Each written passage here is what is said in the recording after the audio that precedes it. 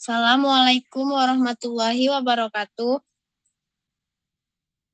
Saya Sherly Safitri ingin menjelaskan apa itu ROE. Dalam bisnis dan ekonomi, pengertian ROE adalah matriks guna membandingkan jumlah pendapatan bersih atau sering disebut dengan net income perusahaan dan jumlah total modal investor atau pemilik di dalamnya.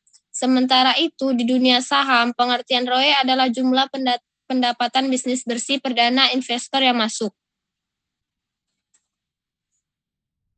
Adapun manfaat penggunaan ROE, yaitu satu, menunjukkan tingkat profitabilitas perusahaan, dua, menjadi dasar estimasi keuntungan bisnis di masa mendatang, tiga, menggambarkan perkembangan perusahaan dari tahun ke tahun, empat, menjadi indikator pembandingan dengan perusahaan kompetitor, dan lima, menunjukkan kredibilitas perusahaan dalam mengelola aset.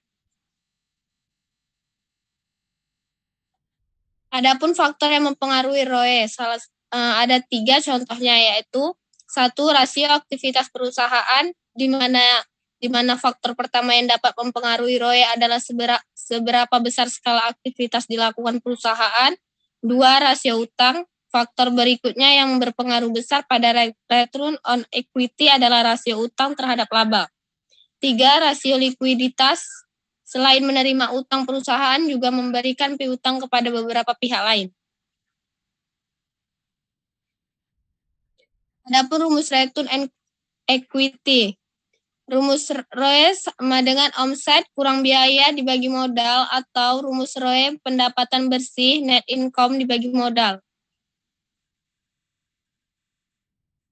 Contoh cara menghitung ROE. Kasus PT, contohnya misalnya kasus PT Banyu Biru. Pada pertengahan tahun 2021, PT Banyu Biru mendapatkan penghasilan bersih sebesar 275 juta rupiah dan memiliki modal pribadi yaitu 350 juta. Maka cara menghitung ROE PT Banyu Biru adalah rumus ROE pendapatan bersih dibagi modal, RO 275 juta dibagi 350 juta rupiah, sama dengan hasilnya 0,78.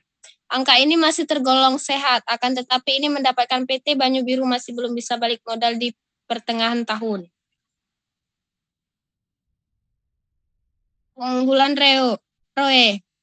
Satu, rumusnya lebih sederhana. Dua, menggambarkan laba secara real. Tiga, bisa dijadikan tolak ukur evaluasi kinerja.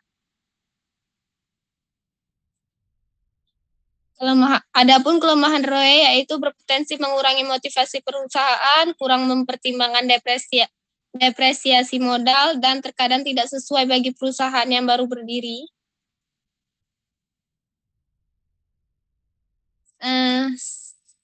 Sekian dari saya. Apabila ada kesalahan mohon dimaafkan. Assalamualaikum warahmatullahi wabarakatuh.